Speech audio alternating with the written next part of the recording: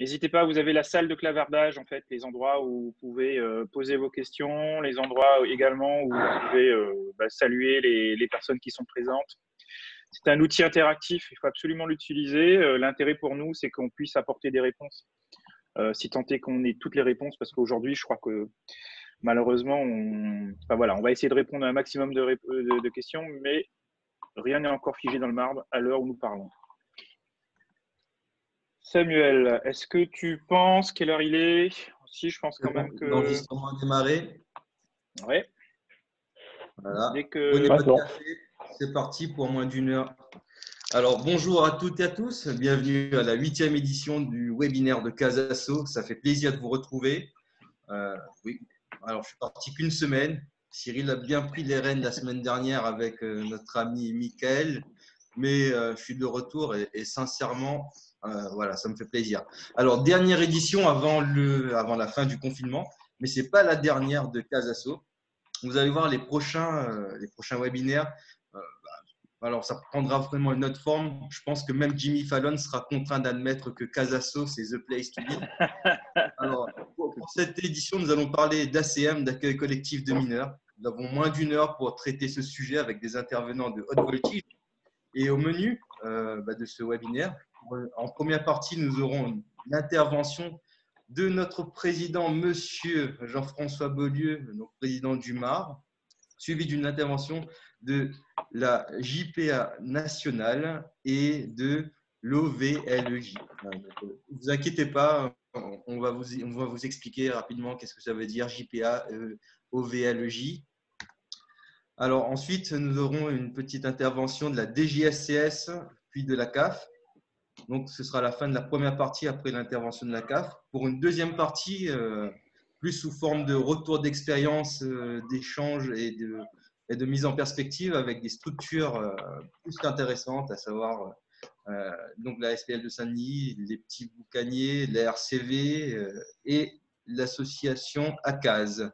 Alors, pour m'accompagner lors de ce webinaire, nous avons bien sûr notre Cyril national. Vous pouvez l'applaudir comme ça, ce serait cool. Donc, notre Cyril national qui sera le sniper du jour, le monsieur question-réponse pour interagir, pour faire l'aller-retour entre la salle et les intervenants. Et à la co-animation, nous avons l'illustre Jimmy Beg de la MDA de Saint-Benoît. Alors, mon Jimmy, comment ça va ? Écoute, très bien. Je suis très heureux de vous retrouver également cette semaine. Après l'absence en animation de la semaine dernière, on a pris la pâtée, Samuel. On a pris la pâtée avec Cyril et l'animation de Mickaël. Je crois qu'on a beaucoup à faire pour pouvoir rattraper le niveau. Content également parce que le webinaire de ce jour s'annonce très riche et très intéressant puisqu'il concerne bon nombre d'associations et la reprise des activités collectives de mineurs, les ACM, les activités périscolaires sont à l'ordre du jour dès ce lundi.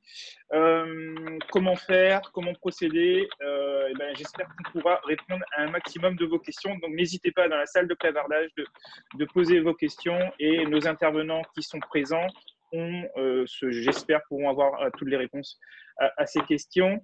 Sans plus tarder, on passe la parole à notre président, le président du mouvement associatif réunionnais, Jean-François Beaulieu. Jean-François, bonjour.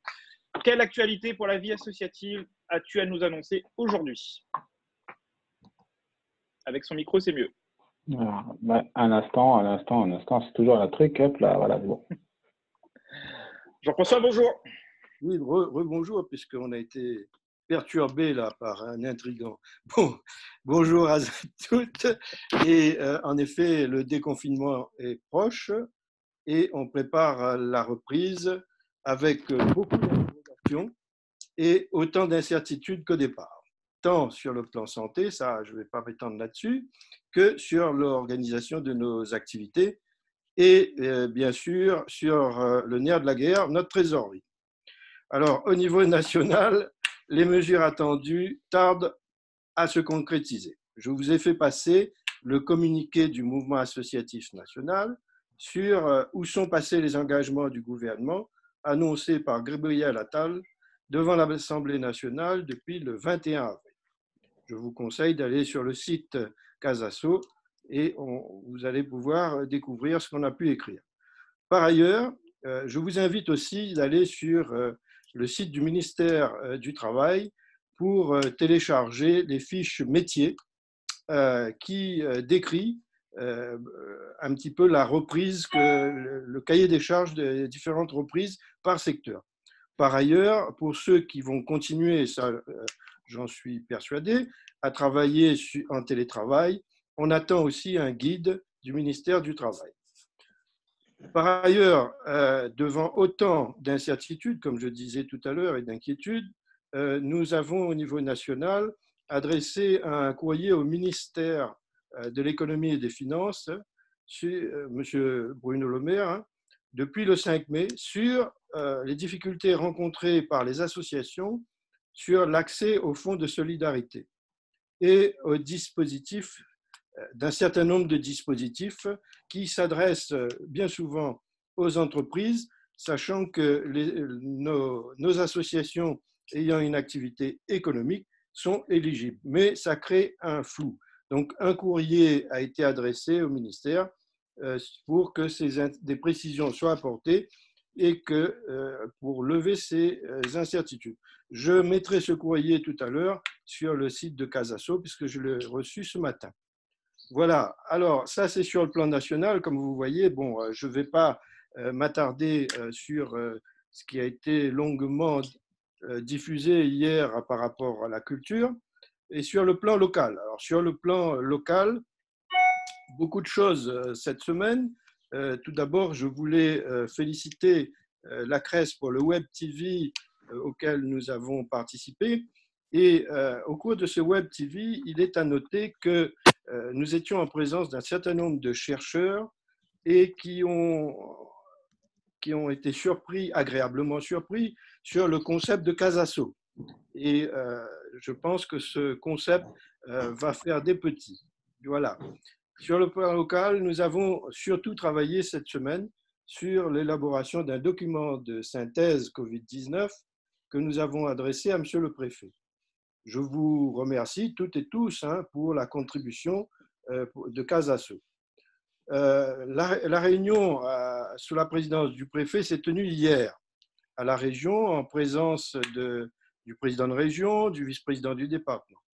Et là, nous avons exposé, par rapport au document que je vous avais retransmis et qu'on pourra maintenant peut-être mettre sur le site de Casaso, j'ai pu évoquer rapidement, parce que c'est une réunion qui a duré 4 heures de temps, depuis 14 heures, et on a eu de longues discussions. Bon, on n'était pas seuls, pas que nous, les 8 pilotes. Il y avait les syndicats, l'industrie, enfin, c'était la grosse réunion de reprise. Et au lieu d'avoir 10 minutes, je n'ai pu qu'avoir 5 minutes, puisqu'on a passé plus de 2 heures à discuter sur la reprise par rapport aux moyens sanitaires, aux obligations sanitaires, et bien sûr, de longues discussions sur les masques. Je n'y reviendrai pas. Voilà. Donc, j'ai pu exposer l'ensemble de nos problématiques et ce que nous attendions le plus rapidement possible. La priorité des priorités, bien sûr pour nous, c'est rapidement mettre en place une réunion de travail sur les problèmes de convention et de subvention au niveau local. Après, on va reprendre point par point les différentes propositions que je vous ai faites, qu'on a fait ensemble, et on va en discuter. Voilà l'actualité nationale et régionale. Et je dirais tout simplement, avant de finir, n'oublions pas que notre boussole à nous, c'est la solidarité. Merci Jean-François, super. Ouais, c'était beau. Oui, effectivement. Merci pour cette revue d'actualité riche, comme tu le disais, de la vie associative. Plusieurs points seront à retrouver sur le site Casaso, notamment les documents que Jean-François nous indiquait. Samuel, je te propose qu'on enchaîne et qu'on passe à nos invités suivants. De qui s'agit-il? Dis-nous. Alors, du coup, nous avons des interventions du national, à savoir des interventions de Madame Élise Roinel et Madame Natacha Ducatez ou Ducaté, je pense qu'elle me corrigera. Du coup, pour 2 institutions qui sont la JPA et l'OVLEJ. Alors, je vais tout de suite laisser la parole à Madame Élise Rouanel pour qu'elle puisse se présenter succinctement, nous dire ce que ça veut dire JPA, que moi-même, je ne sais pas. Et après, on va entamer une petite discussion. Voilà. T'en penses quoi, toi, Jimmy? Très bien. Est-ce qu'elle est présente? Ouais, J'ai vu Natacha. Ouais. Allez, on y va. Voilà. Madame Rouanel, comment ça va? Ça va bien. Rouanel. Je pense qu'avec le micro, ce serait mieux. Ah, on ne l'entend pas. Son micro est bien activé pourtant. Ouais. Élise, Natacha, est-ce qu'on vous entend, vous? Bonjour. Élise, c'est en bas à gauche. Voilà. Bonjour, Natacha. Du coup, en bas à gauche. en attendant, Natacha, on va revenir juste après avec Élise. Natacha, bonjour, comment ça va? Alors, OVLEJ, alors ouais, c'est compliqué, on dirait un groupe de rock. Alors, ça veut dire quoi en fait? Alors, on le prononce OVLEJ. En fait, c'est l'Observatoire des vacances et des loisirs des enfants et des jeunes. C'est une association et on produit des études statistiques sociologiques sur les vacances et les loisirs des mineurs et plus particulièrement sur les accueils collectifs de mineurs. Très bien. Merci. Jimmy, oui? Alors, oui, mais du coup, peut-être qu'on peut enchaîner directement avec cette personne. Qu'est-ce qu'on peut Élise, observer on vous entend pas? Ouais. Non. Non, toujours pas. On va enchaîner. Qu'est-ce qu'on peut alors depuis le début du confinement, qu'est-ce que vous avez à nous dire concrètement sur l'organisation des accueils collectifs de mineurs et les perspectives que vous percevez grâce à votre observatoire? Dites-nous tout. On est tout oui. Évidemment, c'est une période qui est vraiment très compliquée pour le secteur. Élise, j'espère, pourra reprendre la parole tout à l'heure pour vous en dire un petit peu plus. Nous, à l'Observatoire, on essaie de suivre un petit peu tout ça. Ce dont on s'est rendu compte, c'est qu'aujourd'hui, au-delà des attentes par rapport au gouvernement pour savoir comment ça va se passer cet été, à quel moment les accueils collectifs de mineurs pourront rouvrir et dans quelles conditions, on entend tous les organisateurs qui commencent à réfléchir sur ces conditions. Mais il y a une question qui se posait, c'est OK, nous en tant qu'organisateurs, on travaille pour s'adapter, mais est-ce que les parents seront prêts à réinscrire leur enfant cet été dans les colonies de vacances et les accueils de loisirs? Donc pour venir en appui, parce que c'est vraiment notre objectif, nous à l'OVLEJ, de venir en appui, d'apporter des éléments pour aider à la décision ou pour comprendre un petit peu le secteur, on a mis en place une enquête très courte là sur cette semaine, dont la cible sont les parents de 6 à 17 ans. Et le but, c'est de savoir comment ils se projettent sur cet été et est-ce qu'ils seront prêts à réinscrire leurs enfants dans ces accueils collectifs de mineurs avec tout ce qu'on entend aujourd'hui sur la réouverture des écoles. Donc, on est très content parce qu'on a aujourd'hui plus de 4000 répondants. Le questionnaire est en ligne jusqu'à dimanche. Donc, voilà, ça continue à rentrer. C'est plutôt intéressant. Et le but, c'est de pouvoir communiquer les résultats de cette enquête au plus tard le 18 mai pour permettre aux organisateurs de se projeter un petit peu mieux au-delà de l'attente des mesures qui seront énoncées par le gouvernement. Voilà. Super, très bien. Est-ce que vous pensez qu'on puisse accéder aussi également à l'enquête? Oui, effectivement, il y a Julien qui nous demande si on peut avoir accès à l'enquête et au lien pour pouvoir y répondre. Bien sûr, bien sûr. Je vous les mettrai peut-être dans le chat. Exactement, dans le chat, ça serait super. Qu'est-ce que vous pouvez nous dire également sur, est-ce que vous avez des premières informations sur les modalités de mise en œuvre? Est-ce qu'à votre niveau, vous avez déjà eu des informations là-dessus sur les cas pratiques de mise en œuvre dès le 11 ou pas? Ou vous êtes aussi comme nous un peu dans le flou? Alors, je sais qu'il y a des réflexions qui sont en cours. Maintenant, il n'y a aucune décision pour l'instant qui n'ont été prises. C'est encore un travail de réflexion. Ce qui a été annoncé, c'est que de toute façon, il n'y aurait pas d'annonce avant la fin mai. Voilà, donc c'est ce qui est annoncé pour tout le monde sur le secteur du tourisme, sur tout ça. Donc, pour l'instant, on sait qu'ils y travaillent, mais on n'a pas, enfin moi en tout cas, je n'ai pas plus d'informations. Alors, je ne sais pas si Élise pourra vous dire un petit peu plus de ce côté-là, mais moi, je n'ai pas plus d'infos. Alors, est-ce que vous Très bien, m'entendez merci. cette fois-ci? Oui. Parfait. Oui, Ah, super. génial, j'ai trouvé le bon bouton, Voilà. merveilleux. Salut Élise. Du coup, alors Eh ben- JPA, JPA, donc qu'est-ce que ça veut dire? Pourquoi? Est-ce que Alors, vous pouvez présenter succinctement? Alors, la JPA, c'est la jeunesse au plein air. C'est une confédération qui rassemble un certain nombre d'acteurs autour de la question de l'accès des enfants aux vacances et aux loisirs. Et on va y retrouver des grandes fédérations d'éducation populaire, des comités d'entreprise, des syndicats enseignants, des parents d'élèves. On a aussi les MJC, enfin voilà, toute une série d'acteurs intéressés par cette question. On a plusieurs fonctions. Alors, une fonction de plaidoyer. On a aussi un travail de juridique important. D'ailleurs, si ça peut vous intéresser, tous les jours, notre service juridique met à jour une note avec toutes les parutions juridiques, qui aiment beaucoup. Mais ils ajoutent aussi, par exemple, les notes du NEA, etc. Donc, on peut vous mettre dans la boucle de cette lettre juridique. Ça, vous me direz après, vous m'enverrez vos adresses à ce moment-là. Volontiers, volontiers. Très bien. On a aussi un travail d'intervention dans les écoles, bon, qui est évidemment arrêté en ce moment, mais pour promouvoir les vacances auprès des enfants et des parents. Et puis tout un travail d'attribution d'aide au départ, qui est mené notamment par nos comités locaux, qui malheureusement aussi est en arrêt en ce moment. Au niveau plaidoyer, qui est finalement l'activité qui nous occupe le plus en ce moment, puisque c'est un peu l'urgence et puis aussi la seule activité possible. On a notamment publié une lettre ouverte. Alors, je vais vous montrer, je vais partager sur l'écran, comme ça vous l'aurez tous en direct.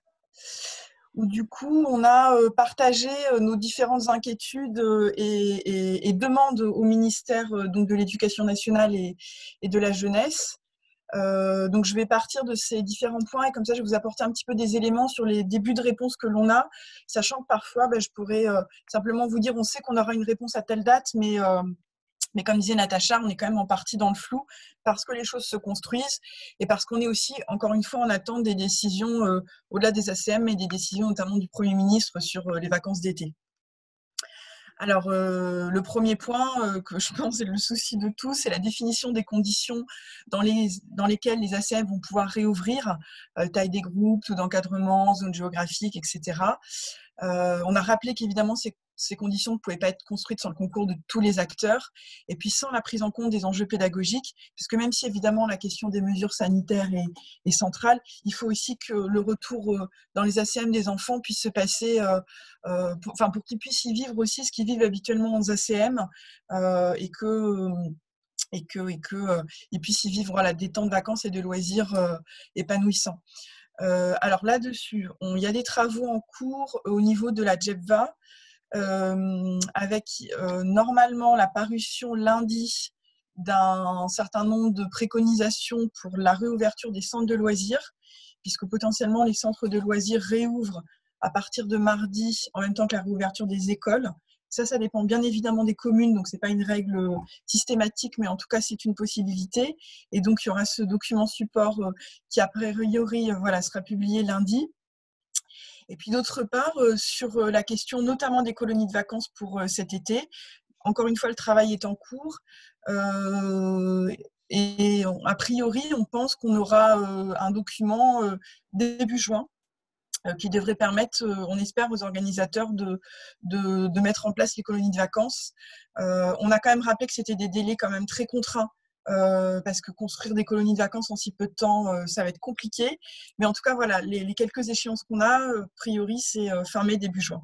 Que ce soit du côté des annonces du Premier ministre et du côté des mesures sanitaires qui seront préconisées par la JEPVA. On a aussi demandé un soutien aux organisateurs des séjours et des centres de loisirs d'ailleurs aussi, pour la mise en place de ces mesures sanitaires, que ce soit évidemment un soutien technique, mais aussi un soutien financier. Là, le secteur nous dit déjà que si on est déjà dans l'hypothèse assez probable de réduire, par exemple, le nombre d'enfants par chambre dans les colos, le nombre d'enfants dans les transports, etc., ça va aussi coûter de l'argent. Et à un moment donné, si on ne veut pas que ça soit répercuté sur les familles, ni que ça mette en difficulté le secteur, qui est déjà évidemment en difficulté vu le contexte, il faut absolument un soutien financier.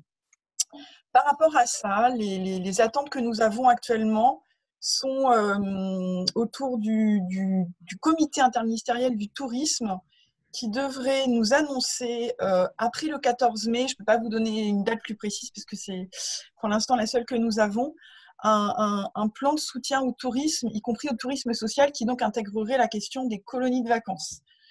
Et dedans, il y aurait 3 axes. Attendez, je les place pour pouvoir lire en même temps. Les mesures sanitaires et économiques, l'investissement, donc patrimoine, développement durable, digital, et le tourisme social. Voilà un petit peu les 3 axes qui seront présentés. Et donc, on espère que dans ces 3 axes, il y aura des mesures déjà fortes pour les colonies de vacances, et puis des mesures qui nous permettront de mettre en place ces fameuses mesures sanitaires cet été pour que les colos puissent se tenir sans surcoût pour les familles et sans mettre en difficulté les organisateurs. Évidemment, ce qu'on peut faire d'ailleurs, c'est qu'une fois qu'on a ces éléments-là, moi je vous les transmets voilà, dès qu'ils sont arrivés. Alors, je poursuis. On a aussi nous, on a demandé aussi un plan de soutien aux colos, permettant notamment de lever le frein financier que rencontre une partie des familles pour faire partir leurs enfants.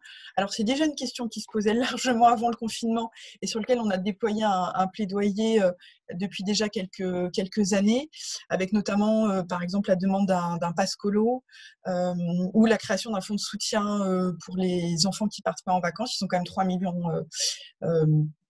chaque année. Pour l'instant, évidemment, on n'a pas de retour. Peut-être que dans le fameux plan du comité interministériel du tourisme, il pourrait y avoir des mesures pour soutenir les familles pour le départ en vacances, y compris en colo. Mais pour l'instant, on n'a pas de retour. Et je vois qu'il va falloir que je termine rapidement. Il y a aussi bien sûr la question de la promotion auprès des familles de la plus-value éducative des ACM et puis de ce que seront les mesures sanitaires pour qu'ils puissent faire partir leurs enfants en étant rassurés. Et ça, a priori, le ministère va en faire la promotion auprès des familles au sein des écoles. Et puis, la garantie que les enfants et les jeunes en situation de handicap ne seront pas privés de séjours collectifs. Parce qu'on a senti un risque, notamment parce que sur les séjours adaptés adultes, le ministère de la Santé et des Solidarités était craintif à l'idée d'organiser ces séjours parce que c'est des publics plus fragiles. Nous, ce qu'on a rappelé, que ce soit d'ailleurs pour les adultes comme pour les enfants, c'est que même s'il peut y avoir des situations de personnes fragiles, et à ce moment-là, bien sûr, elles ne partent pas, on ne peut pas condamner l'ensemble des enfants en situation de handicap à être exclus des séjours cet été à cause de leur handicap. Dans un certain nombre de cas, ça ne posera pas de problème. Et donc, ça serait un vrai retour en arrière d'empêcher ces enfants de pouvoir partir. Et un dernier mot rapidement sur le dispositif Vacances apprenantes, qui est en cours aussi de travail là, au ministère. Et d'ailleurs, il va falloir que je vous quitte aussi parce qu'il y a une réunion juste après là-dessus. C'est un dispositif donc, qui viendrait en plus de l'existant, qui aurait plusieurs volets, que ce soit du renforcement scolaire en centre de loisirs, du soutien au sein du dispositif école ouverte ou des colos avec du renforcement scolaire. Nous, là, les précautions qu'on a déjà posées, c'est que d'une part, ce dispositif ne peut pas être la seule réponse pour l'ensemble des vacances d'été. Comme on l'a dit, il faut un soutien plus global sur la question des colos et des centres de loisirs. D'autre part, on ne soutient pas l'idée de renforcement scolaire. S'il peut y avoir des besoins particuliers pour les enfants cet été qu'on peut entendre, c'est plutôt une logique d'accompagnement scolaire ou de remobilisation autour des activités des ACM qui nous semble une bonne idée. La question du renforcement scolaire est d'une part très compliquée à mettre en œuvre parce que les ACM ne sont pas, c'est pas leurs compétences. Et puis d'autre part, les vacances, c'est les vacances. On peut pas les transformer. Enfin, on va pas faire l'école pendant les vacances, ça serait un non-sens et ça serait pas forcément rendre service aux enfants. Ça serait même en partie une double peine. Donc on défend ça, c'est ce qu'on porte. Évidemment, on verra comment on est entendu. Pour être très honnête, c'est pas forcément gagné puisque le projet est déjà très enclenché et le ministre en a fait évidemment enfin en tout cas un axe de communication important. On espère voilà, qu'on sera au moins entendu sur cet aspect-là. Un dispositif, pourquoi pas d'accompagnement scolaire s'il est correctement pensé, mais pas de renforcement et de rattrapage des fondamentaux.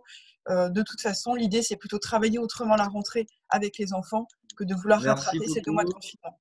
Alors, je suis désolé, je suis obligé d'être le gendarme du temps. Merci pour toutes ces informations et bien sûr, du coup, pour faire votre rôle de plaidoyer à votre niveau. Alors, du coup, Jimmy, tu as une dédicace à faire à Jean-Luc Maurice, c'est ça? Oui, je voulais savoir, en fait, on a le représentant local de la JPA à La Réunion qui est présent avec nous, on a Jean-Luc Maurice. Je voulais savoir s'il voulait intervenir. En tout cas, avant son intervention, moi, je voulais saluer l'intervention des deux personnes qui viennent de Métropole. Je le remercier de participer à nos échanges ce matin. En plus, ce sont des éléments très importants. Ce que je retiendrai, moi, de l'intervention notamment, c'est un rapport dès lundi, c'est ça, concernant l'organisation, un plaidoyer concernant un soutien financier face à ce surcoût des activités liées à l'impact Covid, notamment sur les mesures et les barrières et les mesures barrières. Et puis, effectivement, bon, ça c'est un point de vue beaucoup plus personnel. Je vous rejoins complètement sur ces vacances apprenantes avec l'apport de renforcement scolaire. Ouais. Mais où va-t-on? Mais Alors, je n'irai pas plus loin. merci pour ce positionnement totalement impartial et honnête. Hein. Tout à fait, je n'irai pas plus loin. Alors, je suis désolée, je vais devoir vous quitter. Ce que je vous propose, c'est que je vous renvoie sur les adresses que vous pourrez me transmettre, Cyril, normalement à mon contact, la lettre juridique. Et puis, s'il y a des nouvelles actualités, s'il y a besoin de rééchanger, n'hésitez pas à refaire appel à moi, je reviendrai avec plaisir. Merci beaucoup. Merci Bonne beaucoup, journée à Edith. tous. Natacha, merci également pour cette intervention magnifique. On se dit à bientôt.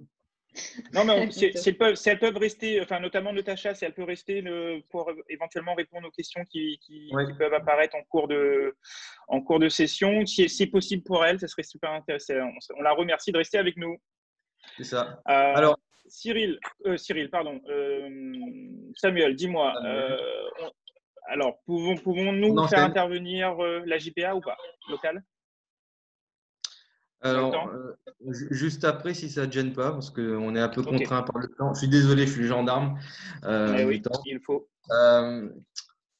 Est-ce que tu peux passer à la suite, s'il te plaît? Ok, donc on passera à l'intervention de nos personnes de la DJSCS Réunion. Normalement, nous avons avec nous Marion Troweski, Rochetin Cyprien et Julien Clavandier. Alors, je ne sais pas qui prend la parole en premier. Qui souhaite intervenir en premier parmi les personnes de la DJSCS? Je vais laisser Monsieur Clavandier peut-être. Je vais prendre la parole. Il y a Marion Troweski, ouais. Voilà. Marion, bonjour, bienvenue. Merci. Marion. Je vous propose, alors il y a pas mal d'éléments qui ont été indiqués déjà. Moi, je vous propose plutôt qu'on laisse quand même globalement les questions être posées et essayer d'y répondre par la suite. Simplement, ce qu'on peut vous dire aujourd'hui au niveau des services de l'État, donc nous sommes en attente des directives du national concernant notamment la reprise à partir du 11 mai. Alors, pour faire simple et vous expliquer en gros un petit peu pourquoi ça prend du temps, c'est-à-dire qu'au niveau du ministère, on a deux directions. Il y a une direction en charge de l'enseignement scolaire, une direction qui est en charge, donc la direction de la jeunesse, l'éducation populaire, la vie associative, du suivi d'accueil collectif de mineurs, et que je dirais la priorité a été donnée, on va dire, sur la rentrée scolaire et la reprise des activités d'enseignement scolaire, ce qui fait que la question des accueils collectifs de mineurs est traitée parallèlement, mais un peu plus après. Donc, on devrait avoir une position du ministre qui va être annoncée très certainement avant lundi ou au plus tard lundi. Ce qui est sûr pour l'instant, en tout cas, c'est qu'il n'y a plus possibilité d'avoir des séjours avec hébergement au moins jusqu'à fin juin. C'est ce qui a été préconisé par la direction de la jeunesse, avec une réouverture possible à partir de juillet, sachant que ça va dépendre évidemment aussi de la situation sanitaire dans chaque département. Et j'insiste peut-être sur ce point-là et par rapport à ce qui a été dit précédemment, la question des accueils collectifs de mineurs, vous savez que c'est placé sous la responsabilité et contrôle du préfet de département, et ce qui fait qu'il peut y avoir des mesures différentes d'un département à un autre, et notamment en termes d'ouverture et de déroulement de ces accueils. Donc il y a des mesures nationales, mais il y a aussi des mesures au niveau local, et celles-ci, elles vous seront précisées courant mai, juin, en fonction de l'évolution sanitaire à La Réunion. Voilà. on a bien en tête et on a fait remonter évidemment nous aussi à notre ministère tous les questionnements que vous pouvez vous poser en tant qu'organisateur. On a bien conscience que la situation est complexe pour vous et notamment en ce qui concerne l'organisation et la prévision de la période de vacances qui arrive. Alors, la période de vacances en cours, je dirais le sujet ne s'est posé uniquement que pour les quelques organisateurs qui ont fonctionné pour accueillir les enfants des personnels qui sont mobilisés par la gestion de la crise. Se pose la question de la semaine prochaine. A priori, on devrait, mais là aussi on attend, je dirais, confirmation au niveau du ministère, repartir progressivement sur une réouverture de l'ensemble des accueils de loisirs sans hébergement. Encore une fois, pas de possibilité d'ouvrir des accueils avec hébergement. Voilà ce que je vous proposais de donner en introduction et puis peut-être après de répondre éventuellement aux questions qui pourront se poser. Donc, je suis avec mes collègues, donc conseillers jeunesse, M. Clavandier et M. Rochetin. Merci beaucoup. Alors, nous avons un dossier de questions qui risque de dégainer des questions à tout moment. Cyril, est-ce que nous avons une première question qui traîne quelque part dans l'espace clavardage? Non, juste un commentaire, notamment de Marie Tic Tac, qui indique qu'en plus du surcoût, il faut penser aux places disponibles si les lieux sont agréés. Parfait. C'est tout pour le moment. N'hésitez pas à écrire vos questions dans l'espace de conversation si vous le souhaitez. Ah si, il y a Marie qui revient avec une question. En plus du surcoût, il faut penser aux places disponibles. Si, c'est une question en fait, mais il n'y a pas le point d'interrogation à la fin. En plus du surcoût, il faut penser aux places disponibles et si les lieux sont agréés. C'est un peu compliqué. Tout à fait. Oui, on verra. De toute façon, on verra ces questions. Et puis, on a la question de… Alors, je pense que là, à l'heure actuelle, il y a Madame Dufour qui souhaiterait faire son intervention. Madame Dufour. Pour l'instant, je la retrouve. C'est la personne qui lève la main au fond à droite. Tu vois? On n'a pas le même écran. Non, pas trop. Voilà. Madame Dufour. Bonjour tout le monde. Bonjour Madame Dufour. Alors, est-ce que vous pouvez vous présenter succinctement? Voilà. Et c'est tout pour l'instant. Oui, bonjour Madame Dufour, Nathalie. Donc, je suis conseillère technique enfance loisirs à la Caisse d'allocation familiale. Je suis présente aujourd'hui, donc merci de m'accueillir dans votre groupe. Je suis présente aujourd'hui pour vous informer que la Caisse d'allocation familiale, bien sûr, va continuer à accompagner les gestionnaires. Donc, au niveau financier, on va attribuer la prestation de service comme si l'activité avait été réalisée pendant la période de fermeture. Donc, tous les gestionnaires qui avaient déjà une activité l'année dernière, on va reprendre l'activité de 2019 et on va vous payer la prestation de service sur la base de cette activité. Pour les nouveaux gestionnaires, on va reconstituer l'activité de janvier et février et on va maintenir la prestation de service. Donc, pour nous, organismes financiers, on va continuer à vous accompagner jusqu'au 11 mai. Après, au-delà du 11 mai, on n'a pas encore les réponses à savoir est-ce qu'on continue l'accompagnement ou pas. Très bien.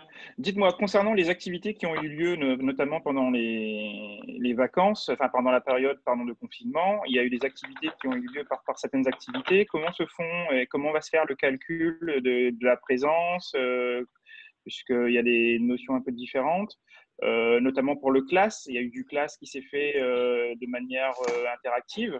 Est-ce que vous avez des informations à ce niveau sur la façon dont va être procédé le paiement ou les activités réalisées pendant la période de confinement? Alors, pour le class, ce n'est pas mon domaine d'activité. Je prends note et je vous répondrai sur votre plateforme. Mais il y a maintien de l'aide pour l'ensemble des gestionnaires. Après, les conditions, je ne les ai pas en tête, ce n'est pas mon domaine de compétences. Mais je vous enverrai l'information. Très bien. Je pense qu'il y aura énormément de questions qui vont arriver au fur et à mesure, Madame Dufour, concernant la CAF. Justement, si vous pouvez rester en ligne, on va continuer, nous, on va poursuivre le webinaire. On va rester en ligne et puis dès qu'il y aura une question, on fera intervenir sous forme de table ronde les intervenants à laquelle les questions sont posées. Samuel, je te propose qu'on poursuit notre webinaire. Je profite de la présence du président local de la jeunesse en plein air, M. Patrice Soupoyen-Mestri, sous le pseudo Isabelle aujourd'hui. Si on peut lui ouvrir son micro, Cyril, s'il te plaît. Une intervention, Patrice, une intervention de 2 minutes. Pourquoi 2 minutes? Parce que malheureusement, on a un laps de temps qui est contraint. Mais il est intéressant pour nous d'avoir le point de vue de la jeunesse en plein air Réunion et puis voir un petit peu quelles sont les informations que tu as à nous donner au niveau local. Le micro de Patrice, ça y est, il est ouvert. Patrice, c'est à toi. Oui, alors bonjour tout le monde, mais vous avez pris la parole de Jean-Luc. Jean-Luc, salut. Juste pour vous rappeler que le comité GPA Réunion fonctionne, on vous envoie régulièrement tous les jours les remises à jour juridiques envoyées par le national. S'il y a des adresses qui ne sont pas dans les miens, je suis entièrement d'accord de les récupérer pour vous les envoyer en direct. Il n'y aura pas de problème. En deuxième lieu, par rapport à Marion, notre inquiétude est sûrement par rapport à ces 5-6 mois, on n'a aucune subvention qui est rentrée, que ce soit au niveau collectivité, État ou autre. Ce serait bien que, on a parlé des 2 000 et des 5 000 euros d'aide, que ce soit avec employeur ou sans employeur, ce serait bien d'avoir une visibilité bientôt pour éviter de nous mettre en danger et du maintien jusqu'à ce que l'autorité prend, je dirais, des décisions claires. En deuxième lieu, je vais m'arrêter là et si vous pouvez donner la parole à Jean-Luc pour qu'il complète par rapport à la GPA Réunion. Merci. Merci Patrice pour ton intervention. Effectivement, on va prendre une petite minute pour Jean-Luc Maurice. Est-ce qu'on peut lui livrer son micro? C'est très efficace, Jean-Luc. Alors, Jean-Luc Maurice. Bonjour Jean-Luc. Ça y est, je peux causer? Merci. Bien sûr. Bonjour à tous. Je n'ai pas grand-chose à ajouter. L'intérêt de cette rencontre de ce matin, c'est vraiment de faire le point sur l'état de situation. Et on voit bien que les questions sont multiples, à la fois sur les aspects éducatifs, pédagogiques, de contenu, mais aussi beaucoup plus largement sur les aspects d'organisation. Donc, je n'ai pas grand-chose à ajouter, malheureusement, sur tous les points qui ont déjà été évoqués. Merci beaucoup. Parfait, merci Jean-Luc. Je propose, Samuel, qu'on poursuive. À la deuxième partie, je suis désolé, moi je te coupe, je suis comme ça. Ouais, alors, parce qu'il y a Madame Bélim qui s'impatiente. Bonjour Audrey. Bonjour. Alors, est-ce que tu peux te présenter succinctement? Désolé, le temps file, mais on est en train de le rattraper doucement. Alors, qui es-tu? Alors, donc, Audrey Bélim, je suis conseillère municipale et également PDG de la SPL Oser pour l'éducation, OP, qui est sur le territoire dionysien. Très bien. Alors, dites-nous, votre SPL qui est présente sur le territoire dionysien, comment vous vous organisez pour la rentrée du 11 et peut-être faire un petit point sur votre organisation que vous avez mise en place pendant la période de confinement, puisqu'il me semble que vous avez été ouvert et que vous fonctionnez même actuellement pour accueillir un certain nombre d'enfants. Je vous laisse la parole. Oui, effectivement, depuis le 16 mars, on a été sollicité afin de pouvoir proposer des ACM à destination des enfants des personnels prioritaires, donc durant ce confinement. Nous avons donc ouvert 5 établissements au départ et puis nous les avons réduits en respectant donc un effectif de 10 gamins avec 2 voire 3 animateurs parce qu'effectivement, c'est petit. Quand bien même on leur rappelle les règles sanitaires, hygiène, etc., 5 minutes après, ils se regroupent tous, ils s'embrassent tous.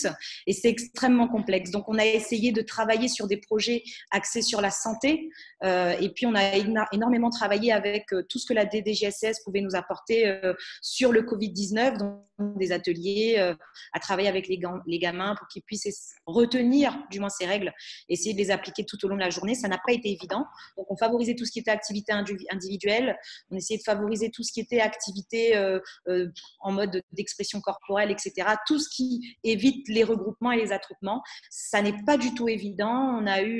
On a un aperçu. Nous, ça nous permet d'avoir les prémices de ce déconfinement. Et je vous avoue que ça n'est pas du tout évident. Quand bien même ces règles, on s'obstine à les appliquer, les protocoles, etc., on a face à nous des enfants. On a des enfants et ces derniers, quand bien même, on réitère toutes les 30 minutes, toutes les 20, toutes les heures, on les fait se laver les mains. Alors, comme on avait des enfants du personnel soignant, donc ils savaient très bien se laver les mains. Alors ça, c'est formidable. Quand vous les voyez frotter leurs petites mains, les bouts, les ongles, c'est très, très bien. Mais ils oublient très, très vite. Et c'est inquiétant parce que pour ce déconfinement, on a très peu de choses à travailler. Effectivement, nous, on se tient prêt. On essaye réellement de travailler avec tout ce qu'on nous transmet. Dans cette perspective, nous, on a décidé d'associer nos représentants syndicaux puisque l'ASPL, je le rappelle, c'est une société publique locale avec des actionnaires, donc des collectivités. On est donc une société privée avec un conseil d'administration. Donc, on a ces règles également qui pèsent sur nous, ce qui est très lourd, mais on a une belle ingénierie administrative, donc ça nous sauve aussi. Ça nous a permis également d'être réactifs pendant ce confinement. Donc, on essaye de mettre en place également des procédures d'évaluation des risques afin d'identifier les mesures de protection collective et individuelle qui sont nécessaires. On essaye donc de travailler les postes.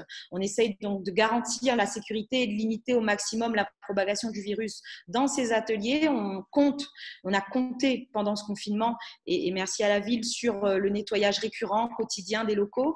Mais je vous avoue que c'est extrêmement compliqué. Les collègues, donc les agents, les animateurs, sont constamment en train de retravailler les activités au jour le jour parce que les règles changent énormément. Et pour ce déconfinement, on essaye, nous on a décidé de favoriser le loisir, bien sûr. Moi je suis tout à fait d'accord avec ce que disait ma collègue de tout à l'heure, mais ça va être compliqué. Ça va être compliqué, même si on a une belle ingénierie administrative, je l'avoue. Ça va être extrêmement compliqué parce qu'on reste encore aujourd'hui un peu dans le flou sur ce qu'on peut faire, sur ce qu'on ne peut pas faire.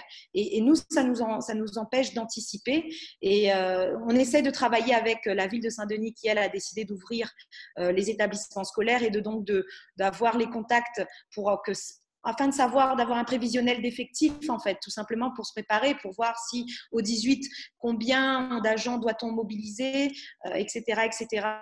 Et on se tient prêt, je vous avoue qu'on se tient prêt. Nous, on a interpellé tous nos agents, on a près de 200 agents, on se tient prêt, mais ça reste encore pas assez équilibré à mon sens. Alors Audrey, on a des questions. Oui.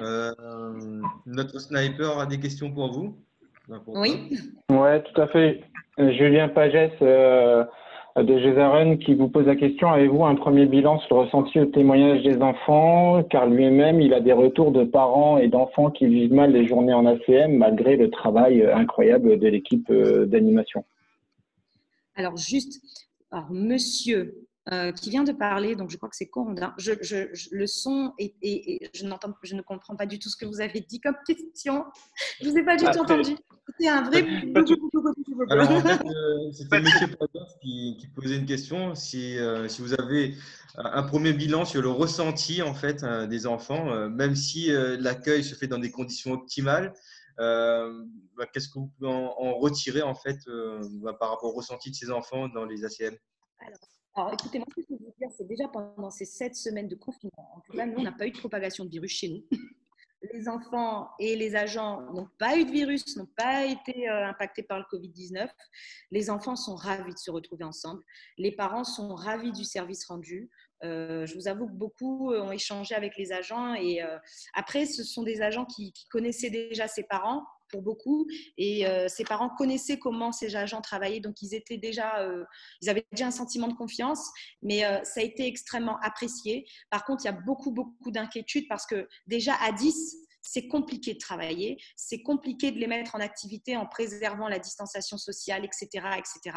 Donc là, ils se disent avec 15 et donc avec des groupes le soir ou le matin à plus de 10, comment on va faire, quoi. Et nous-mêmes, on n'est pas en capacité de leur répondre parce qu'on n'a pas assez d'éléments et de matière pour travailler dessus. En tout cas, nous, le ressenti qu'on a, c'est que du positif.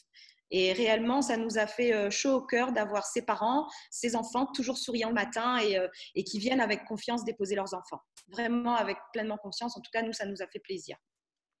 Parfait, merci bien. Alors, il y a une question aussi du coup de Marie. Je vais la reposer plus tard, si ça ne gêne pas, Marie, puisque là, nous avons des intervenants de haute voltige qui pourront y répondre plus précisément. On fait intervenir d'abord 2 associations et après, on passe à la partie questions-réponses. Du coup, Oui. Audrey, merci bien. Est-ce que tu veux rajouter quelque chose? Non, du tout, c'est très bien. Moi, j'écoute attentivement. C'est la première fois que je suis là, donc j'écoute et j'essaye de prendre tout ce qui est bon. Parfait, super. Alors, en fait, pour la prochaine intervention, nous avons Daniel des Petits Boucaniers. Donc, ah oui, merci encore Audrey pour la PSL OP. C'était formidable. Alors, Daniel, si tu es là, est-ce que tu peux nous dire comment tu t'appelles et dans quelle association tu interviens? Tu m'as déjà présenté. Bonjour à tous. Donc, je suis Daniel Ginaud. Je suis responsable d'une association basée dans l'ouest de l'île, plus précisément à Boucan-Canotte. Et notre activité principale est l'accueil périscolaire, accueil extrascolaire pendant les petites vacances. Nous travaillons en partenariat avec la municipalité de Saint-Paul. Donc, nous proposons les petites vacances et la mairie de Saint-Paul les grandes vacances de janvier et de juillet-août. Et nous mettons également en place un accueil classe. C'est un dispositif qui nous est très cher depuis environ 12 ans. Donc, notre activité s'est arrêtée brutalement en plein mois de mars. Donc, c'était une situation inédite et il a fallu qu'on s'adapte. Donc, vous voulez que je vous parle de mon expérience, c'est ça, Samuel? Alors, oui, un petit retour d'expérience et comment vous envisagez l'après 11 mai? D'accord. Donc, un retour d'expérience lorsque la municipalité de Saint-Paul et la direction départementale jeunesse et sport nous ont demandé si nous étions volontaires pour accueillir les enfants. Bien évidemment, hein, cet élan de solidarité ne pouvait être que présent. Nous sommes là pour répondre à une demande sur le territoire. Il était évident que nous devions nous mobiliser. Donc nous étions plusieurs opérateurs, les CAL, les centres d'animation et de loisirs. Nous en sommes un en cours de développement sur plusieurs autres écoles. Puisque nous sommes sur Boucan-Canotte et sur une petite école de La Perrière et école de Saint-Paul, Eugène Daillot et Maternelle Centre. Et donc, nous avons répondu présent et très vite, une mobilisation. C'est une situation qui a nécessité un recentrage après un moment de perturbation. Parce que oui, nous étions volontaires, mais dans quelles conditions ? Et comment ne faire pas prendre des risques, moi en tant que responsable, à mon équipe.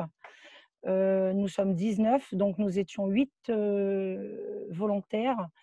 Et comment poser les choses, mais de manière en envisageant la réglementation, le côté sanitaire, enfin réunir tout ça. Et donc nous avons dû nous poser, mon adjointe et moi, pour entamer une mise en place d'accueil, mais de manière déjà sécure. Donc, nous étions 8 mobilisés parce que nous ne savions pas, et c'est ça le grand, je pense que la grande leçon que moi, là je vais parler au nom du jeu, que je vis en ce moment, c'est le travail de la confiance en soi, une grande confiance en soi. Rester centré. Nous ne savons pas, nous n'avons pas su combien d'enfants nous allions accueillir. Nous ne savons pas comment va se profiler les semaines à venir, mais toujours rester confiant. Vous voyez, la confiance paye, la CAF, merci la CAF. Nous avions de gros questionnements concernant les subventions et quelle bonne nouvelle nous allons annoncer, moi, à mes administrateurs et également à nos adhérents. Donc, nous étions mobilisés pour accueillir beaucoup d'enfants et au final, on a eu une dizaine d'enfants. Donc, nous avons réduit, vous voyez, on était 8 et donc on remodifie les plans. On a préféré mettre l'équipe en sécurité puisqu'on ne savait pas comment allait se développer cette maladie, ce virus. Donc, c'est mon adjointe et moi qui sommes revenus à notre mission première qui est l'animation. parce que nous voulions nous assurer vraiment que tout aurait été mis en place, cadré pour accueillir ces enfants. Parce que je vous dis, comme disait Madame Audrey Bellim, nous accueillons des enfants de soignants et ce sont des enfants dont les parents rentrent le soir ou après une nuit de travail et qui ont été donc au front avec peut-être des personnes malades. Et ben donc, on s'est posé, on a réfléchi. Et ben, des petits pots de crayon nominatifs, du matériel nominatif. Merci à la mairie, à nos partenaires de la jeunesse et sport, Marion, merci, qui nous a emmené des masques, la mairie, des bouteilles isotiers de gel hydroalcoolique. Je vous montre un petit peu tout ce qui nous a été donné par nos partenaires. Les rouleaux de papier pour l'essuage des mains. Donc voilà. Donc tout se passe bien. Il faut savoir que là, il y a une sphère administrative où il y a beaucoup d'affolement et il y a une sphère sur le terrain. Et sur Daniel, le terrain, on s'adapte. Oui, j'ai trop parlé. D'accord. Mais tout se passe bien. Juste pour terminer, pour moi, sachez que de cette expérience, nous en ressortons enrichis, grandis. Nous avons développé des compétences et peut-être qu'on était dans une zone de confort. Là, ça nous permet de nous adapter et de trouver des solutions. Mais moi, ce que je dirais, c'est qu'il ne faut pas seulement chercher des solutions à l'extérieur. Les masques, on en avait déjà cousu avant même qu'on nous en offre parce que forcément, il fallait absolument trouver des solutions. Voilà. Parfait. Merci Daniel. Alors, comme tu as pas mal cité ton adjointe, mais pas nommé ton adjointe, est-ce que tu pourrais nous donner son nom, histoire C'est que… Laura Jacques.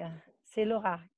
Voilà. Parfait. Bravo à En Laura. ce moment, je vous accueille sur le site où nous accueillons les enfants. Nous sommes sur le site en ce moment. Parfait. Alors, Très merci pour ton engagement. Jenny, oui. Oui, alors merci Daniel pour cette mise en place d'activités pendant cette période difficile et je suis sûr, et comme elle l'a dit, que de trouver des solutions en interne, c'est aussi la force de l'éducation populaire et des associations d'éducation populaire de se renouveler, de se transformer. Cependant, ce n'est pas aussi simple que ça et nous allons tout de suite donner la parole à Éric Fontaine, qui est le directeur de l'ARCV qui est l'Association Rionnaise des Centres de Vacances, qui, cette structure organise également des activités périscolaires, mais pas que, elle organise aussi des formations. Éric, est-ce que dans cette période, comment vois-tu l'avenir, comment tu t'organises et comment vois-tu le demain? Éric, c'est à toi la parole. Alors, bonjour tout le monde, merci Jimmy. Alors, nous, au sein de l'ARCV, j'ai eu une réunion hier avec le bureau du conseil d'administration. Hier après-midi, j'ai eu une réunion, une vidéoconférence avec les équipes pédagogiques qui sont sur le terrain. Nous, c'est comme pour Daniel et comme plein d'autres, nos activités sont arrêtées le 16 mars, en pleine activité de vacances, suivi une semaine après de la rentrée. Donc, pendant le confinement, les accueils étaient donc fermés au public et tout le monde était chez soi en activité partielle.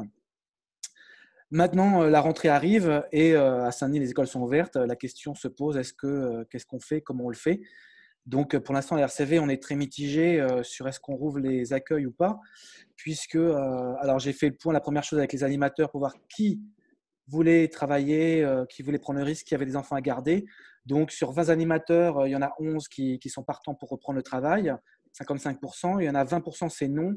Il en reste 25%, ils ne savent pas encore, ils ne sont pas encore décidés par rapport à ce qui va se passer. Puis, ils ont des enfants, est-ce qu'ils vont trouver une garde pour les enfants ou pas, etc., etc., etc. Donc, déjà, on a 55% d'effectifs qui est prêt à repartir. Après, on avait eu les parents un par un au téléphone pour faire un petit sondage. Alors, sur l'accueil avant et après l'école, sur 175 enfants, on en a 30 confirmés pour reprendre le 18, ce qui représente 28%.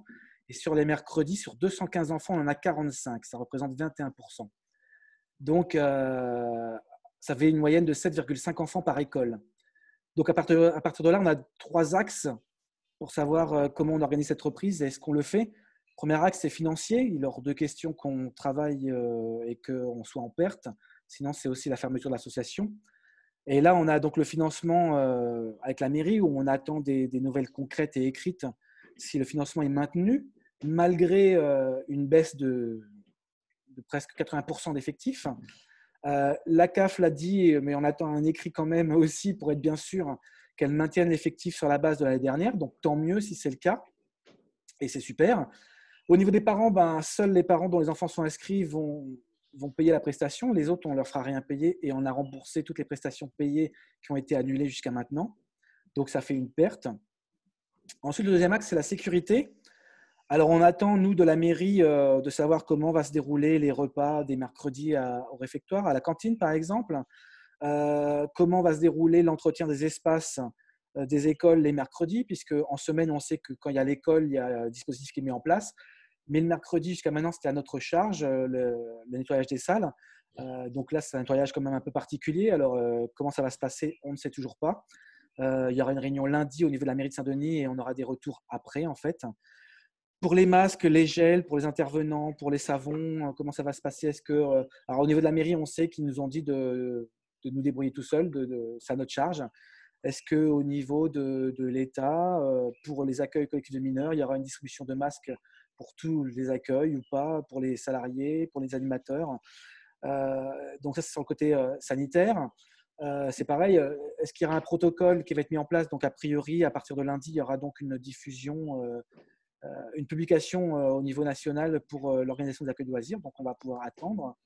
Le troisième axe, c'est pédagogique. Et là, j'ai vu avec les équipes pédagogiques hier, ceux qui sont prêts à reprendre, ils sont prêts à travailler déjà sur des jeux avec des distances d'1 mètre, 1,50 m. On va écrire sur des papiers pour des réponses, montrer. Chaque enfant aura ses propres matériels pédagogiques, ciseaux, outils, gommes, que déjà à l'école va leur demander qu'ils emmènent eux-mêmes leurs trousses. Donc, on est sur la même dynamique que ça. Donc, eux, ils sont prêts à travailler ensemble pour travailler sur des jeux et des activités à distance, à revoir tout le fonctionnement en fait. Donc là-dessus, ils sont prêts et ils sont motivés en fait. Après, l'autre question qu'on se pose, c'est donc, on a une grande baisse de l'effectif. Donc, on a un surnombre d'animateurs. Est-ce que l'activité partielle, parce qu'on a une baisse d'activité, donc, puisqu'on a moins d'enfants, va pouvoir perdurer jusqu'aux vacances de juillet pour qu'on puisse avoir les personnes, les salariés qui ne sont pas sur les centres puissent être en activité partielle jusqu'en début juillet, en fait. Donc ça, c'est vraiment une question. On a entendu par le biais national que c'était jusqu'au 1er juin. Et donc, est-ce que ça va continuer? Sinon, que fait-on des animateurs qu'on ne pourra pas faire travailler parce que 7 enfants par école, ça ne fait pas beaucoup. 2 animateurs par école, on en a 20 des animateurs, donc ça fait plus de la moitié qu'on n'aurait pas besoin. Voilà, sauf si le financement suit, mais à quoi sert d'avoir tout ce monde-là pour 7 enfants, quoi. Donc voilà en gros où est-ce qu'on en est. Donc pour l'instant, au niveau de l'RCV, on ne sait pas si on va rouvrir ou pas. On attend des réponses à ça. Le 18 approche très vite, les réponses sont tardives. Donc voilà, est-ce qu'on ouvrira peut-être plus tard? Est-ce qu'on ouvrira le 18? Pour l'instant, on attend des réponses à tout ça. Voilà. Et merci, au niveau des formations, Eric. Oui. Au niveau des formations, on attend le retour au niveau national avec la jeunesse et sport. Bien entendu, on est toujours dans les mêmes choses, pas d'internat. Des salles, il faut qu'elles soient suffisamment grandes pour accueillir des personnes et qu'ils soient suffisamment distants. Et pareil, après, à l'intérieur, qu'ils aient chacun leur matériel, qu'il y ait le moins d'échanges possible et qu'ils travaillent donc sur des jeux avec une distance entre eux. Donc, ça change un petit peu tout. Je parlais hier avec Danielle et elle disait que pendant des années, on est là et on travaille sur du collectif, sur le partage, etc. etc. Et là, aujourd'hui, d'un coup, on casse tout ça et on travaille. Tu ranges ton matériel qui t'appartient à toi, tu ranges tes affaires, ceci, cela. On redevient presque individuel, en fait. Donc, c'est un petit peu spécial. C'est une adaptation. Voilà. Merci Eric, merci beaucoup pour ton intervention. Merci à vous. Beaucoup de questions que je pense que beaucoup de personnes aujourd'hui présentes dans ce webinaire se posent, notamment sur l'aspect des surcoûts financiers, l'activité partielle effectivement qui arrête le 31 mai. Est-ce qu'il y a une poursuite? On verra avec la DGSCS si elle a des infos là-dessus. Et puis merci aussi pour tes chiffres. Notamment sur la reprise des activités et ton sondage réalisé de manière personnalisée sur ton secteur. C'est aussi la réalité des associations, de savoir comment elles vont s'organiser pour la reprise Covid. Normalement, nous devions avoir, Samuel, si je ne m'abuse, l'intervention de Madame Zafine, Jessie, de l'association ACAS. Oui, il semblerait Il me semble avoir vu. Ouais, Jessie, est-ce que tu es présente? Il me semble l'avoir vu tout à l'heure. Oui, mais ouais. Non, écoute. Bon, on passe tout de suite à la question-réponse. En fait, si tu veux bien, Cyril a pas mal de petites questions dans sa petite besace. Alors, Cyril? Alors oui, mais est-ce que mon micro fonctionne correctement? Ça va pour le moment? Ok. Ouais, moi, très bien. Donc, on a effectivement une question, notamment pour commencer, parce qu'il y a Marie qui devient une habituée maintenant des webinaires, donc on en a déjà posé 2-3. Il y a Julien aussi, qui est l'un des habitués.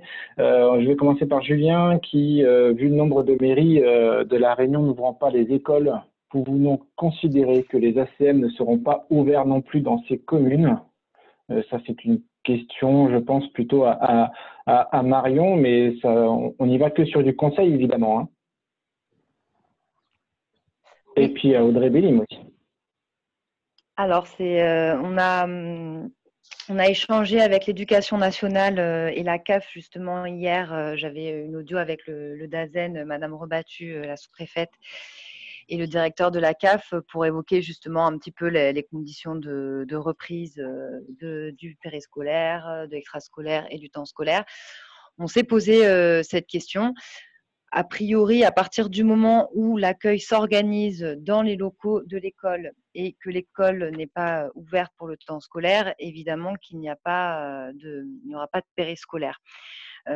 Pour autant, la question se pose pour les organisateurs qui ont leurs propres locaux et qui organisent des accueils dans des locaux qui ne sont pas des locaux municipaux. La question se pose aussi pour les mercredis. Voilà, donc c'est vrai qu'à ce jour, et vraiment, j'en suis désolée, hein, et je comprends vraiment toutes les problématiques et les questions qui se posent. Et je suis désolée de ne pas pouvoir apporter les réponses attendues. On attend bien évidemment, comme je vous l'ai dit, le cadrage national. Une fois qu'on aura le cadrage national, qu'on adaptera d'ailleurs très certainement aussi au niveau local, on pourra, je dirais, avancer et également voir aussi, puisqu'il y a eu la position des maires pour le moment concernant l'ouverture ou non des écoles, les choses peuvent évoluer. Les choses peuvent évoluer dans les prochaines semaines. L'Éducation nationale était en attente du recensement qui est en cours de finalisation des besoins des familles qui souhaiteraient réinscrire leurs enfants à l'école, renvoyer les enfants à l'école à partir du 18 mai. Voilà, donc les chiffres sont en cours aussi de consolidation. Je pense qu'on est dans une période où les choses évoluent, continuent d'évoluer, qu'il est difficile de tout prévoir et de tout anticiper. Donc là, a priori, là où les écoles n'ouvrent pas et ne fonctionnent pas, il n'y aura pas de périscolaire sur ces écoles. Voilà. Néanmoins, les choses peuvent être amenées à bouger par la suite. Et puis, comme je vous dis, peut-être des écoles qui n'ouvriront pas le 18 mai, ouvriront peut-être 2 semaines plus tard. Voilà, les choses bougent. Un autre sujet aussi, une question qui se pose, c'est l'élargissement. Puisque d'autres personnes vont être mobilisées, alors non plus dans la gestion de crise telle qu'initiale, mais notamment sur le déconfinement progressif. Certaines personnes vont être amenées à être fortement mobilisées dans le cadre du déconfinement, et donc se pose la question aussi de pouvoir permettre l'accueil de leurs enfants et d'élargir notamment donc, sur les communes où il n'y aurait pas je dirais de réouverture d'école, de pouvoir réfléchir à l'accueil des enfants de ces familles. Donc voilà, encore une fois, pas mal de questions en suspens actuellement. Alors ensuite, il y a une question de Nadia et Julien autour de l'OVV, hein, le dispositif vacances en ville. Là. Question pour notamment… De quoi? On avait dit opération Ville-Vie Vacances. Voilà, opération Ville-Vie Vacances, je ne sais jamais, mais il y a trop de V en fait. notamment qu'il a été diffusé qu'un supplément en euros serait prévu pour les OVV, pour des activités en lien avec les apprentissages scolaires durant les OVV. Y a-t-il une visibilité sur l'enveloppe? Alors oui, en effet, hein, donc c'est un souhait d'apporter un complément pour notamment des projets qui seraient alors soit réorientés donc sur un dispositif plutôt au VVV apprenante, sachant qu'il y a la possibilité hein, aussi de maintenir quand même l'orientation initiale qui était plutôt vacances citoyennes, ou d'avoir un complément aussi, enfin d'avoir des séjours voilà, qui seraient un petit peu un mix des deux. Alors, on est en train de voir aussi, ça a été évoqué hein, tout à l'heure par la JPA, les vacances, les colonies studieuses hein, voulues par le ministre. Le financement, la question du financement se pose aussi pour ces séjours, que ce soit un financement national, et on est en train de réfléchir au sein de la DGSCS à un financement local et de voir également aussi comment on peut voilà, croiser les dispositifs, faire le lien entre les dispositifs et le financement. Voilà. D'accord, merci. Et puis, je vais finir sur une question peut-être un peu plus de conseils, notamment Marie de Tic Tac Family et puis Jimmy de la MDA de Saint-Benoît, qui parlent plutôt des cas pratiques d'organisation en prenant l'exemple de ce que ont fait du coup nos témoins, notamment Marie qui pose la question sur le virus se transmet par la transpiration, avec un point d'interrogation, et si oui, toute activité sportive est donc à bannir, et ils ont pensé à une reprise des activités sous un format différent pour des ateliers hebdomadaires, et ils appliqueraient les pas de danse chez eux, mais ils aimeraient savoir comment penser au mieux et le retour à la normale. Donc là, on est sur du conseil, la demande de conseil, et Jimmy qui parle de la distension des 4 mètres carrés par personne s'applique aussi pour les ACM. Transmission du virus par transpiration. Alors, pour les activités sportives, c'est un peu compliqué. Et la distension des 4 mètres carrés. Est-ce que quelqu'un voudrait essayer de répondre ou de donner un petit conseil? Compliqué. Marion, pareil, un petit conseil. Peut-être sur… alors, il y a en effet les directives qui ont été données par le ministère des Sports. Encore une fois, je vous dis, nous, on est en attente du protocole sanitaire applicable aux accueils collectifs de mineurs. Alors, sachant que notamment sur le périscolaire, il y a des choses qui seront reprises comme pour le temps scolaire notamment. Pour l'extrascolaire, pour l'instant, et notamment, il y avait eu un avis qui avait été rendu par le conseil scientifique qui ne s'est pas prononcé sur le temps extrascolaire et les accueils de mineurs extrascolaires. Tout ça est en cours. Ce qui est certain, c'est qu'au niveau des activités physiques et sportives, ce sera les préconisations et les recommandations qui seront applicables, je dirais, à toute activité sportive, qu'elle se fasse dans le cadre de l'accueil collectif de mineurs ou pas. Ce sont les mêmes recommandations, les mêmes préconisations qui s'appliquent. La réglementation, par exemple, n'est pas différente voilà, concernant les accueils collectifs de mineurs. Même si parfois il peut y avoir des adaptations, mais globalement, je dirais sur la question des activités physiques et sportives, peu importe que ça se fasse en ACM ou pas, ça va être les mêmes règles de pratique.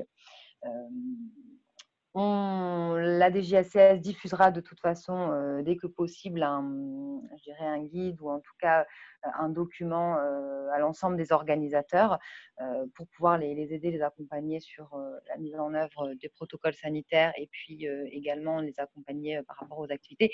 Après, je pense, et c'est déjà le cas pour pas mal d'entre vous qui nous ont contactés, c'est aussi de nous solliciter directement par rapport à voilà, vos situations concrètes qui peuvent être différentes en fonction des locaux dans lesquels vous allez être, des activités que vous souhaitez proposer. Et puis, nous, on essaiera de répondre au mieux à vos interrogations et de vous accompagner de la manière la plus précise possible par rapport à vos projets d'activité et ce que vous allez mettre en place. Une dernière question de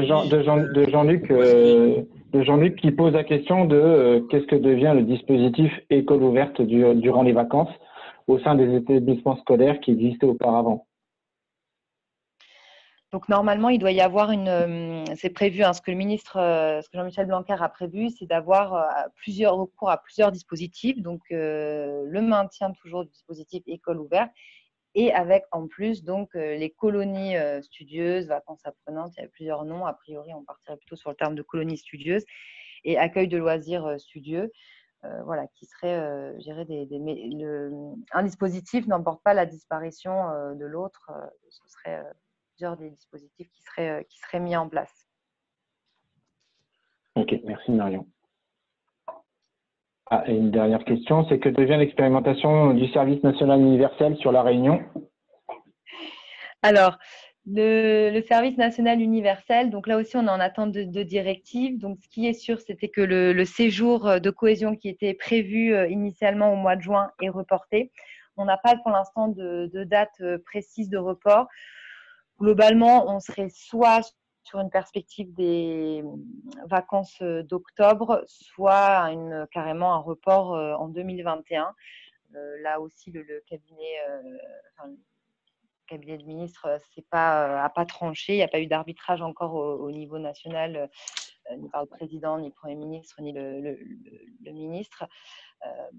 Donc voilà. En revanche, il est prévu que la phase des missions d'intérêt général, qui était normalement initialement la deuxième phase, c'est-à-dire qu'on commençait par le séjour de cohésion et puis il y avait ensuite cette phase de mission d'intérêt général, soit maintenue, puisqu'il y a beaucoup de jeunes, et c'est en particulier à La Réunion, mais c'est le cas partout, qui sont portés volontaires pour effectuer le SNU et qui soient proposés des missions d'intérêt général.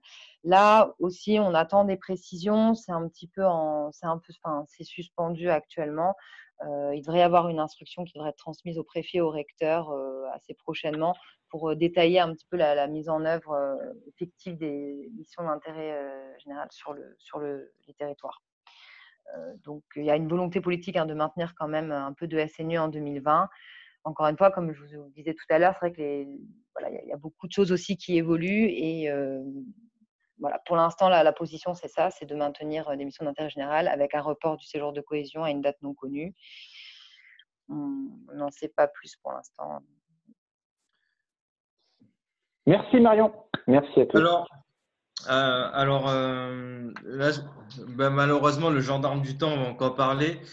Comme d'habitude, là, en fait, on va tout simplement arrêter l'enregistrement. Ensuite, on va passer à un petit moment un petit peu avec un moment d'échange informel, etc. Si vous voulez continuer les questionnements sur le sujet après l'enregistrement, il n'y a pas de souci. On laisse vraiment les micros ouverts, etc.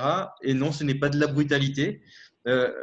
J'annonce juste la fin de ce webinaire, en fait, voilà, pour l'enregistrement. Mais bien sûr, restez connectés si vous voulez continuer à échanger sur le sujet. Oui, Samuel, tu as bien raison de laisser le webinaire se poursuivre malgré qu'il n'y a pas d'enregistrement, parce qu'il y a plein de questions, notamment moi, j'en ai pas mal à poser.